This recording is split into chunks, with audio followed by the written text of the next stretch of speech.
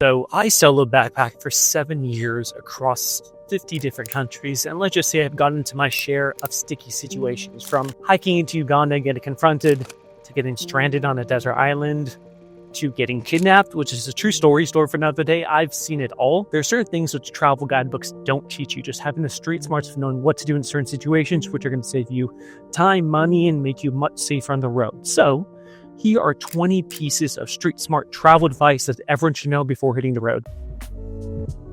First piece of travel advice: if someone approaches you in a tourist area and is a local, you are being sold something.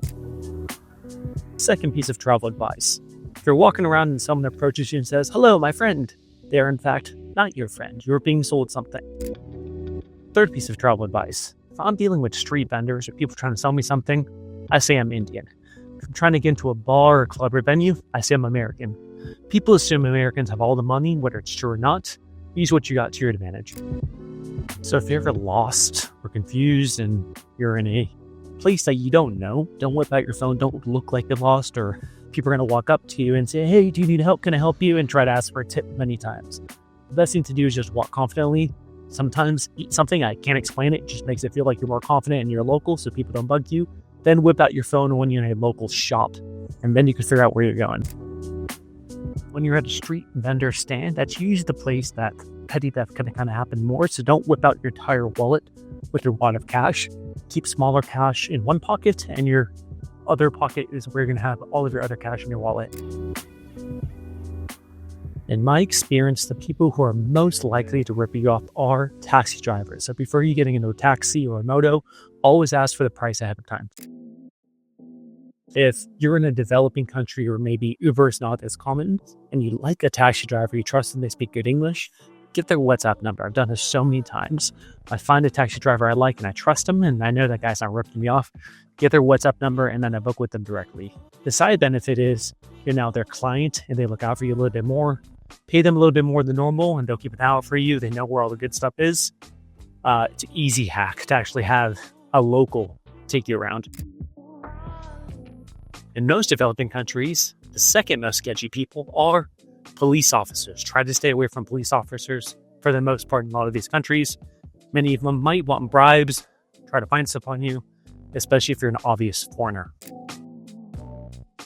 All right, I don't know if this hack only works because I'm a guy, but many times when I'm walking around, people look at me curiously.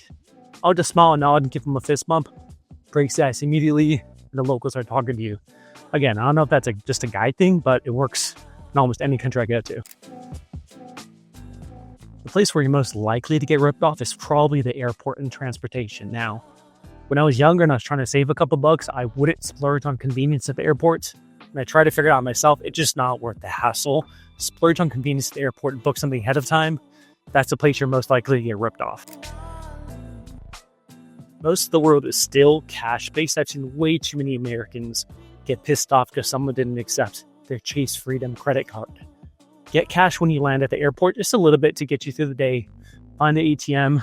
Pro tip, the Charles Schwab card has zero fees when you pull out money from your ATM. So that's the card I use everywhere. But remember, most of the world's cash-based and plan accordingly. Here's one of my biggest pet peeves is people go to another country and expect the system to be the same way as their country. Don't be that obnoxious tourist who does that. Make sure you understand that you're in their country. Try to learn the way the system works. It might not be efficient, but it's just how it goes with traveling. So please don't be that obnoxious tourist. That is my one tip for you. So I traveled solo across 50 plus different countries across 7 years, and I preferred going by myself, not with a guide. There's some places in hindsight, I'm like, damn, I just wish I had a guide because it's just kind of hard to navigate. Places like North Africa, places like in the Middle East and India, these are places where if you're a foreigner, you're going to get charged a lot more. People are going to hassle you.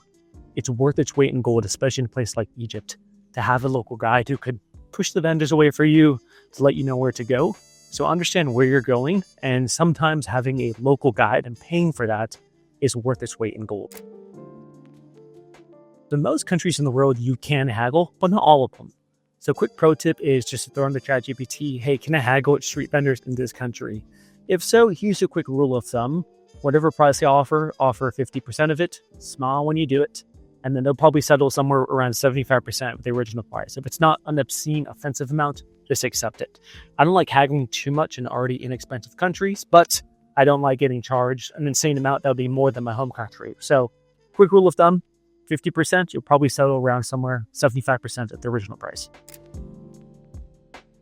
Here's another one. I don't care how street smart you are going to get ripped off at some point, unless you're like only doing guided tours and someone else taking care of everything for you. It's just part of the game. You know, you'll get scammed maybe a little bit, you'll get ripped off a little bit. When it happens, just smile, laugh, write it off as an experience and a good story, because it's going to happen at some point. One travel pro tip is to get Google Maps and then get Google offline for maps to download the location of where you're in. Also, there's an app called AirAllo, AIRALO, where you can download an eSIM. You get an iPhone, you don't have to get like an external SIM to put it in whenever you get to the country. You can get an eSIM and then just pay to get local data for whatever location you're going. I have a T-Mobile plan, which gives it to me for free, but oftentimes it's way slower than just getting a local SIM. Other piece of travel advice, don't mess with your tourist visa. You're going to be at the whims of underpaid, overworked border patrol people, and they want any excuse to ban tourists. I know people who've overstayed their visa by 1 day and they've been banned from the country, especially relevant in places like Europe or obviously the US, but really any country. Just don't do it. It's not worth it. The number one biggest travel hack I could tell you is just to joke around with the locals. Smile, be confident, go up to them, say what's up. Most people are just curious about strangers, and the best way to get rid of xenophobia is to be open and let people experience who you are and what your culture is, and you experience their culture. Many times, that's how you get invited to a local experience. That's how you have local friends and get out of your comfort zone. So just joke around with the locals. That's one of my biggest pieces of travel advice. Last point I'll make is 99% of the world is good. People don't want to hurt you. They don't want to rob you. You're going to run into strange situations every now and then, but it's the far, far minority. Most of the world just wants to get to know you. They're good people. They're doing the same things as we do. So don't be afraid of the world. Don't be a stranger.